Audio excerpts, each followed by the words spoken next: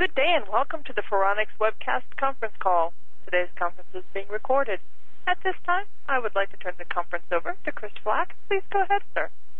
Hey, everybody. Welcome to today's webcast, 5 Threats Your Antivirus Won't Stop, sponsored by Faronics. I'm Chris Flack with Redmond Magazine, and I'm going to be your host for today's event. Just a few quick things before we get started with today's webcast. We will have a Q&A at the end of today's webcast. Please feel free at any time to enter your question in the Ask a Question box on the left-hand side of your console, and hopefully, if time permits, we'll be able to get to everybody's questions and supply some answers. Also, this webcast is being recorded and archived for future viewing and listening purposes, and we'll send you a link within 24 to 48 hours after today's webcast to let you know where you can listen to the replay.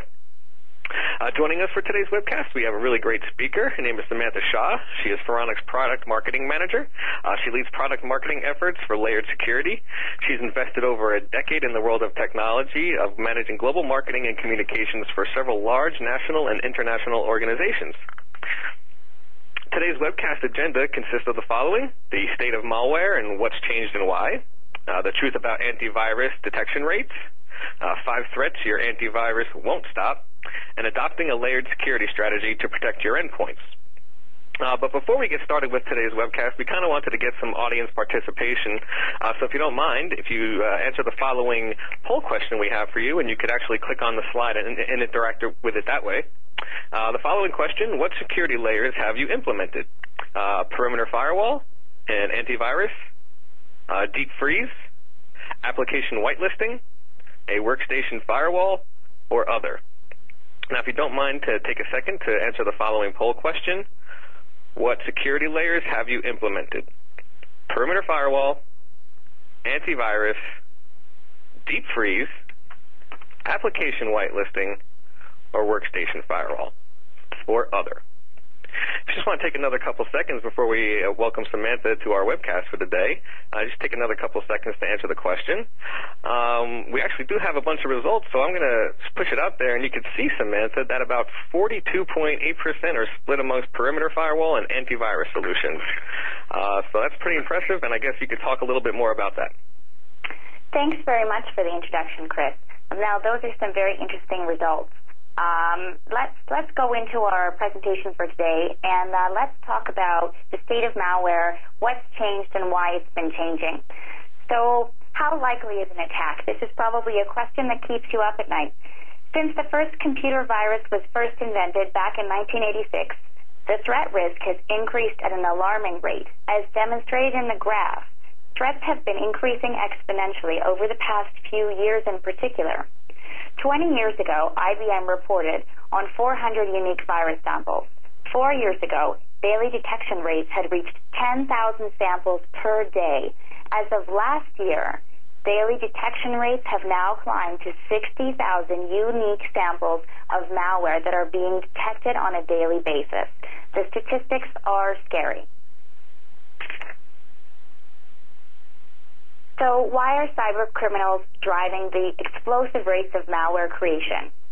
Well, the truth is they're looking to steal your data. Data is priceless, and so attackers are using fast-changing, targeted malware to steal your organization's records, your personal information, and even your medical records. Hackers are targeting all kinds of data. Recent reports even indicate that scammers are now going after air miles, offering collectors bonus air miles as a scam in exchange for confirming the customer's information. Data is not safe. In the past, viruses and malware were created by nerds or hobbyists looking for a challenge and looking for a little bit of fame. Today, malware is a tool used for organized crime. Cyber criminals are doing it for the financial benefits, to steal and sell proprietary data, financial records, employee records, and more. The tools are easy to obtain, and malware is more malicious, detrimental, and expensive than ever before. Malware kits are readily available for purchase on the Internet. They're simple to use, and infected computers are sellable on organized crime websites like gangsterbucks.com.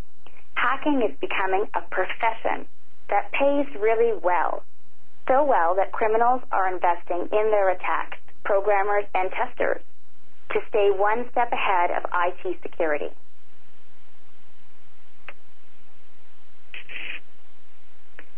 So let's talk about the need for security. It is more critical than ever for organizations to protect themselves from increasingly sophisticated attacks designed to steal your data and maybe even resell it. The challenge is that a lot of these new attacks evade standard antivirus solutions simply because they are brand new, unknown to antivirus publishers, and therefore easily slip past the defense line. With targeted attacks, a unique piece of malware may be designed specifically for your organization, and so no antivirus solution will have a signature for it. And even when your defense systems are working as intended, the human factor can unintentionally cause vulnerabilities. In the case of your email filter, even when emails laced with malware are tagged as junk, employees can still choose to retrieve them, read them, and download an attachment, opening the door to your entire network. So let's explore some high-profile data breaches. Data breaches are affecting countless organizations across financial, corporate, and government sectors. Banks, for one example, are under siege. Citigroup has reported 2 breaches over the last 2 months. In June, Citi announced that 360,083 North American credit cards were exposed, along with customer names and email addresses.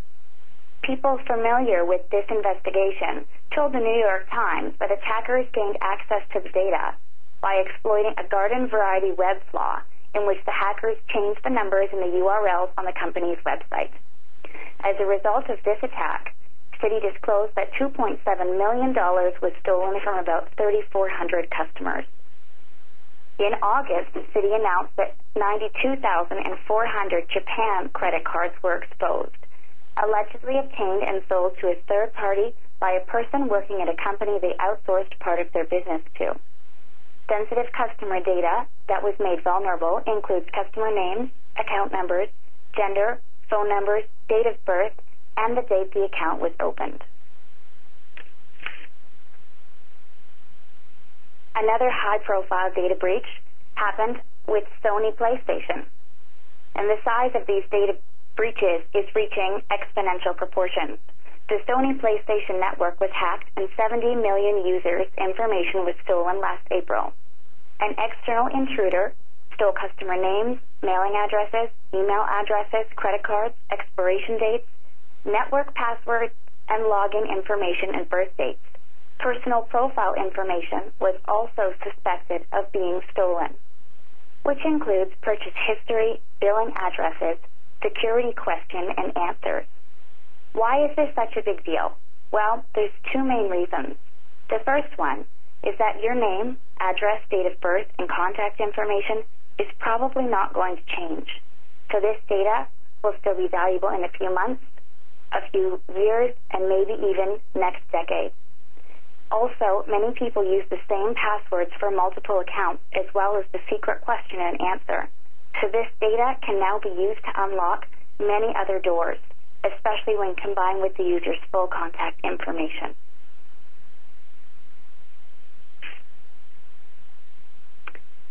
Even security companies fall victim to hackers.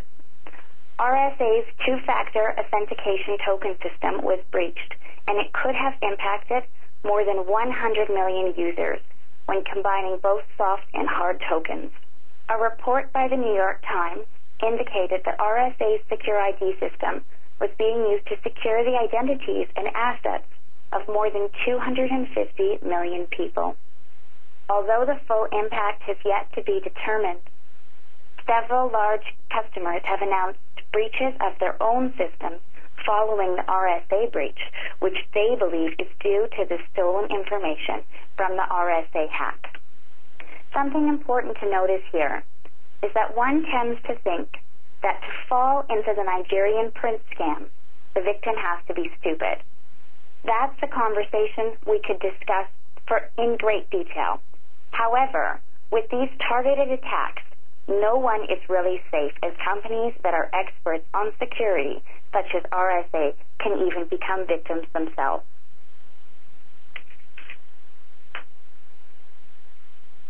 So let's talk about data breaches. Data breaches are on the rise and affecting some of the industry's leading organizations, and those making the headlines are most certainly not the only breaches happening today. According to a recent study published by Kaspersky Labs on global IT security risks, 91% of the 1,300 organizations surveyed reported at least one breach in the last year, and 59% reported 2 or more breaches. You might be tempted to think, I'm pretty smart. I know a lot about technology, so thanks, but this attack would be ineffective against me. I also like to think that way sometimes.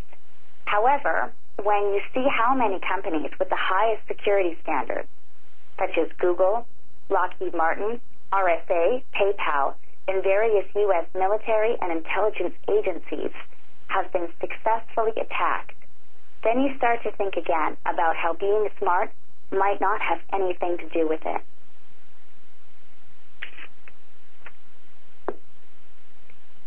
Size also doesn't matter. Perhaps you're thinking, my company doesn't really do anything that special, so we're not a hot target for those high-stake attackers. Or maybe you're thinking, I'm not a huge company, so I'm not an attractive target. But that's not true. A small company often means a smaller budget for security equipment and people, which also means an easier target. Some smaller companies are sometimes attacked by newbie or risk-adverse hackers who might be just getting their feet wet or afraid of trying to hack a large corporation or government agency. So independent of your size, you are still an attractive target, and sometimes it's just a question of time until your information falls into the hands of the wrong person. If giants like Epsilon, RSA, Citi, and Sony are becoming victims with their colossal IT departments, budgets, and security infrastructure, then it seems logical that a less robust or sophisticated IT system would be at even greater risk.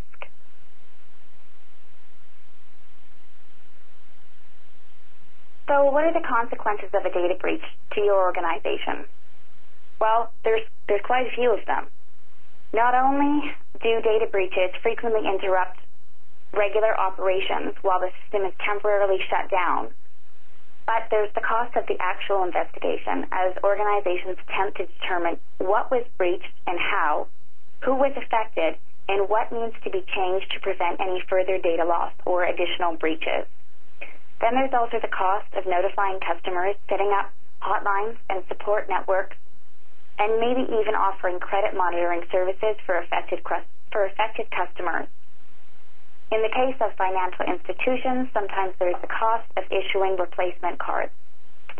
Once this information becomes public, there's also the cost of public relations to try to minimize reputation damage and reduce the decline of customer trust and potential loss of customer loyalty. Publicly traded organizations who suffer hits to their credibility can also suffer from falling share prices. And in the case of some data breaches, there are fines imposed by local authorities for not taking customer privacy seriously enough and allowing customers' data to be exposed in the first place.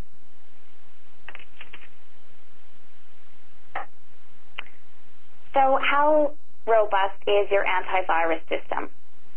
Well, according to our earlier poll, a lot of you are using some type of antivirus solution already in place today. But unfortunately, no antivirus solution is perfect, as shown in the graph on the right-hand side. In a recent study of malware detection rates among the industry's leading antivirus brands, the average detection rate was only 19% after over 1,700 types of malware files were analyzed by each software solution, which raises a really important question. What's happening with the other 81%? Antivirus solutions work by detecting signatures and matching these signature files with a database of viruses. However, this process requires the signature file to be identified first and then stored in the database. which means that the antivirus system is always trying to keep up with the creation of new viruses. But this takes time. In the case of new malware, the average time it takes for the antivirus solution to play catch-up is 11.6 days, leaving your networks vulnerable for far too long.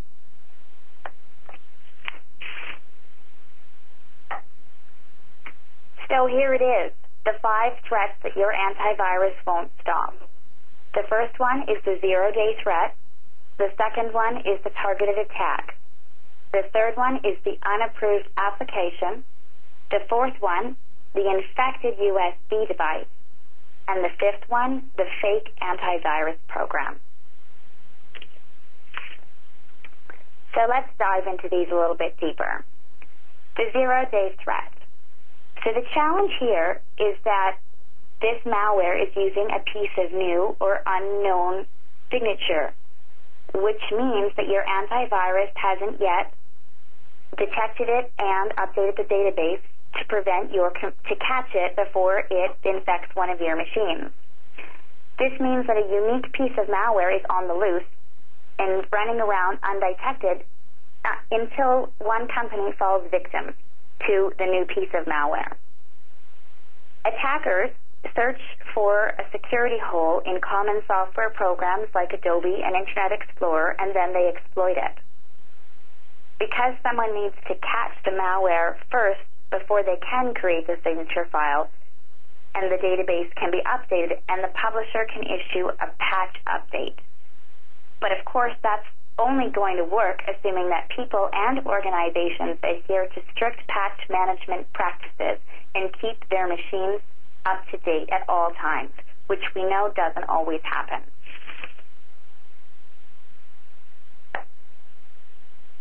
The targeted attack exploits the human element, focusing on employees or departments within organizations. The hacker frequently researches their potential victims, often using social networking sites like LinkedIn, to identify their targets and to help them to create highly relevant communication that will be extremely persuasive. In the case of the recent RSA data breach, hackers sent emails to the Human Resources Department with an attachment called Recruiting Plan 2011. Although the email filtering system flagged and stored these emails as junk, one of the employees retrieved the file from their junk inbox believing it was inappropriately tagged. This individual opened the message and the subsequent attachment that was laced with malware. In this case, the download infected the employee's workstation and opened a door to the entire network. The hacker was then able to move around inside the network undetected to accomplish their original mission of stealing sensitive data. In the case of magazine publisher Condé Nast, one email sent to the accounting department asking for a change of payment account from a man in Texas impersonating their existing printer scammed almost $8 million over the course of 44 days. Despite the hundreds of thousands of dollars organizations are spending on IT technology and security solutions, exploiting employee weakness is a major vulnerability.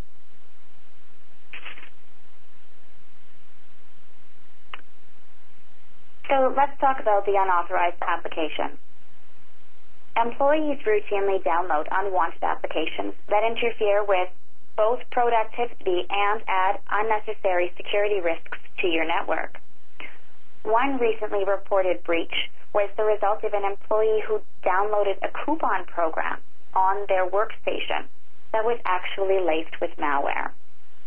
Once the employee's machine is infected, the door to the network is opened for the cyber criminals.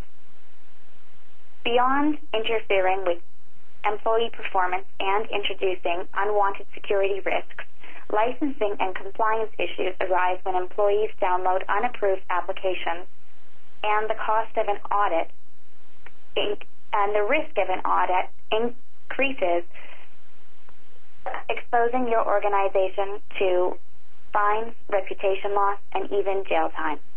These programs also consume network bandwidth, memory, and processing power, ultimately reducing system performance and frequently adding to the volume of IT support tickets for already overburdened IT teams to manage. Antivirus programs do not prevent employees from customizing and downloading non-work-related programs that can wreak havoc on the system and organization alike.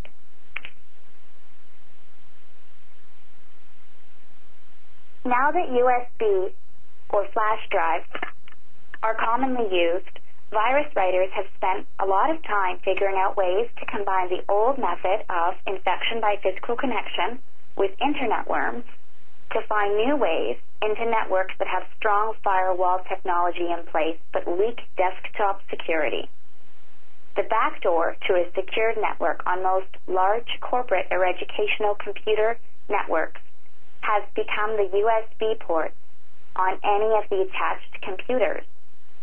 Hard on the heels of a report that a USB drive was used to compromise U.S. military networks in 2008, a security company recently published a study that claimed that 25% of all new worms are designed to spread through portable storage devices. Much of the malware in circulation has been designed to distribute through these devices, says Luis Corons, the technical director of Panda Labs, the research arm of Panda Security. Not only does it copy itself to these gadgets, but it also runs automatically when a USB device is connected to a computer, infecting the system practically transparently to the user.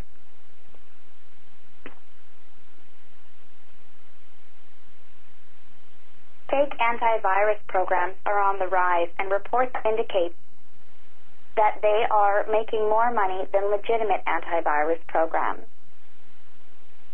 Users receive pop-ups on their computers that warn them that their workstation isn't affected, and the only solution is to download either a one-year subscription or a lifetime subscription to the fake antivirus program.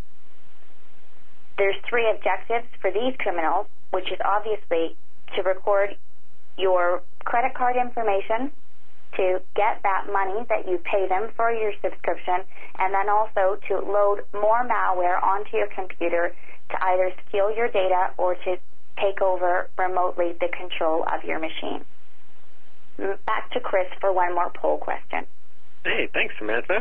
Yeah, so if everybody in the audience, if you don't mind participating in this poll question with us, please select one of the two following answers to the question: what workstation security approach makes you feel more protected?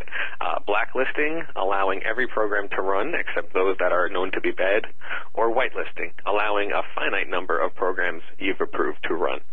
So if you don't mind answering the question, we'll give everybody another couple seconds here.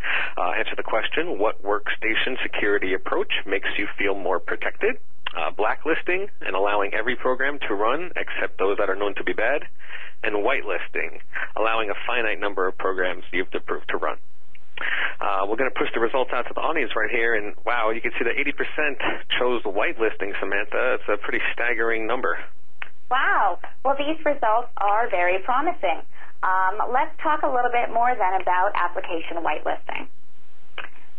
So at Faronics, we believe that application whitelisting is a great solution because it allows you to ignore the bad applications that you never want to be running on your machines. It allows you to identify those good applications that you do want to be running on your machines.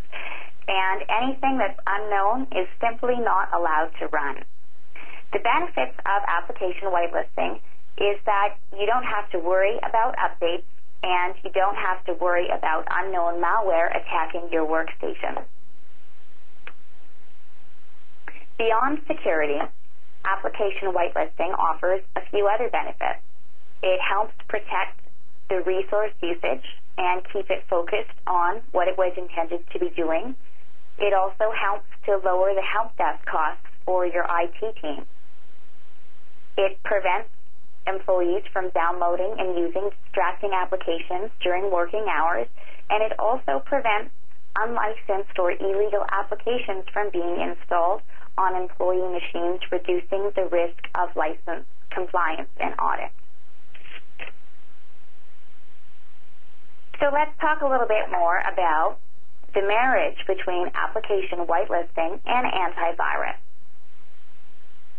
With an antivirus solution, we're using heuristics to help identify and catch malware that behaves as expected, that targets unpatched operating systems and applications. Malware also that is carried as data and runs as a macro. Application whitelisting, on the other hand, is helping to catch zero-day attacks, mutating malware, targeted attacks, and potentially unwanted programs. The key antivirus limitation is that it only protects against the threats that the publisher already knew about, not the ones that are happening right now. There are several types of threats that may attack before the AV vendors are able to send out a signature file and update their databases. For example, some malware is specifically written to mutate and change its own code in order to avoid detection. Other viruses exploit vulnerabilities that have not yet been disclosed, and it's common for malware writers to reverse engineer a published patch to create a new virus within minutes after an operating system patch is released, faster than that patch can be applied and before the antivirus vendors can update their signature files. That's where application whitelisting is a fantastic complement to antivirus. By allowing only those approved applications to install and run, all the new threats, the zero-day and targeted attacks, and the morphing viruses can be blocked along with any unwanted programs. So let's talk a little bit about Faronics anti-executable. When you think about application whitelisting, you think about the guy that works at the entrance of the fancy party, and he has a list of invitees in his hand. If you haven't made that guest list, you're not allowed to come in. Only the people that are on the guest list are allowed into the party. That's essentially the concept of application whitelisting. Whitelisting is a really powerful solution because it doesn't depend on definition updates like antivirus solutions do. Therefore, the mutating viruses and the new threats that are not yet known to those antivirus publishers are still going to be blocked, protecting your organization's network against malware that gives the control of your networks over to hackers with keyloggers and remote control programs. Whitelisting also helps you to maintain your system integrity by blocking the installation of unapproved applications. So why would you choose anti-executable? Well, there's 5 main benefits of choosing Faronics anti-executable. One is to reduce the IT costs associated with infected machines and the time that it takes for your IT department to try to troubleshoot why your machine is not performing as intended. Also to avoid the risk of costly IT audits and fines, to prevent data loss, also to prevent workstations from unknown failure and vulnerabilities, and to help keep your systems operating at peak performance. Now, in terms of whitelisting products, not all products are created equal. Basic whitelisting products can block some malware and unwanted applications, but the overhead of creating and maintaining the whitelist can be so burdensome that it can make the effort not worth the time. Good quality enterprise-level whitelisting solutions should provide advanced functionality that allows not only for easy deployment, but also for easy creation, management, and updating of the whitelist. Examples of some key features for advanced functionality are remote workstation scanning, trusted publisher, automatic whitelisting, and maintenance mode. This advanced functionality makes sure that the IT administrators enjoy the power of whitelisting without the burden. So let's talk about security a little bit more. A solid endpoint security strategy offers comprehensive protection against a multitude of threats that pose a serious security risk for your organization. Why are we talking about endpoint security? Well, there's 2 main reasons. The first one is that the endpoint is the place where the most important piece of your network resides, your data. The second is that if malware does manage to infect an employee workstation, most commonly through spear phishing emails, malware-laced downloads, and USB drives, then all of your network-level security infrastructure is already bypassed. I'm not saying that the perimeter firewall and your network intrusion detection system are not useful and helpful. They're a very important part of your overall security strategy. but these types of tools have some serious limitations in preventing some of the newer types of attacks that leave your organization vulnerable.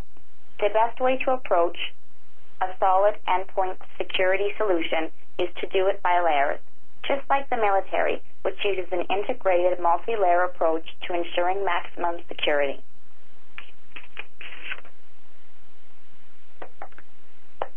At Faronics, we see security as a layered approach, with the first layer having two components in a single product, a firewall and solid antivirus.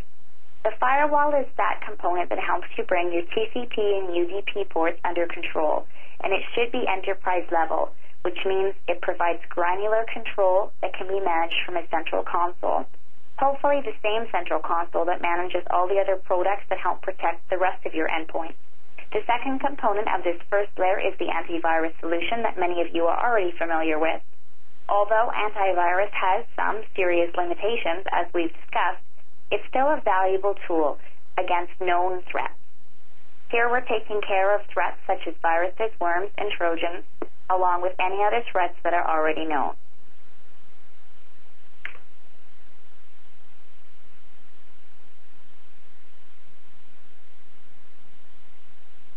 The next level for the layered security approach is the anti-executable tool, the application whitelisting that we've discussed.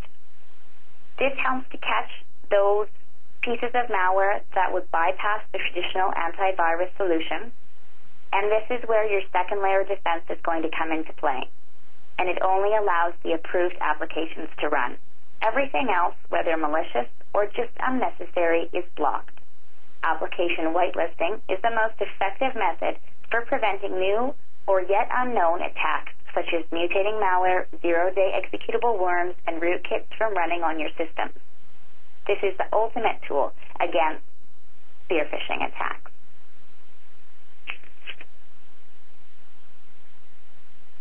And to have a really comprehensive endpoint security solution, it's important that we cover both boot time protection and runtime protection.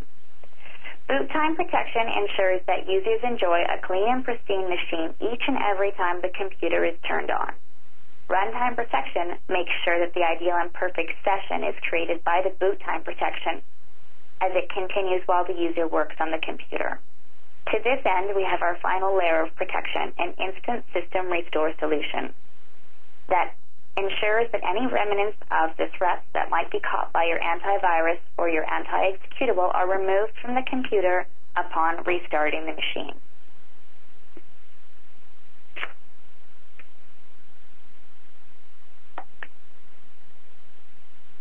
So the value proposition of Faronics Deep Freeze, the reboot to restore solution, is shown here in the graph.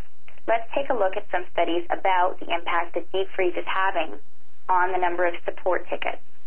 In an organization with less than 1,000 workstations, it was found that when Deep Freeze was installed on more than 80% of those workstations, a reduction in support tickets of 63% was realized. Organizations with 1,000 or more workstations reported very similar results, with a 61% reduction in support tickets when Deep Freeze was installed on over 80% of workstations.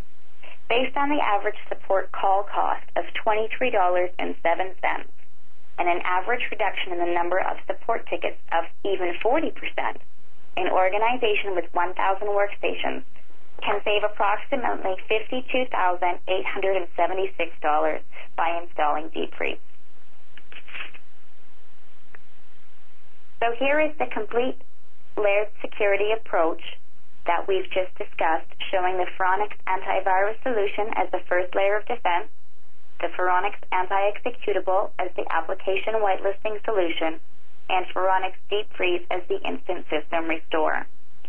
When we look at this layered security approach, what we have is instant system restore for boot time protection, firewall plus antivirus, and application whitelisting for runtime protection.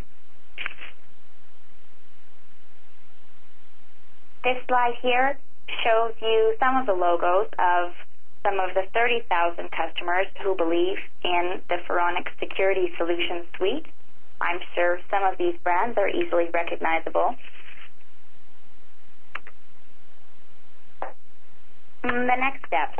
The next steps are to download a trial of the Laird Security Suite at Faronics.com or watch the video on Laird Security. Or perhaps you'd like to call us for further information at 1-800-943-6422 or send us an email with your questions at sales@Faronics.com.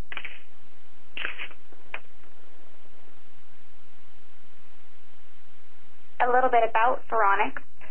We offer intelligent software solutions for absolute control. We've been in business since 1996, helped over 30,000 customers in over 150 countries, and we've deployed over 8 million software licenses. And now I'd like to answer some of the questions that have been sent in during the presentation. Hey, thank you, Samantha. Much appreciated. Great presentation.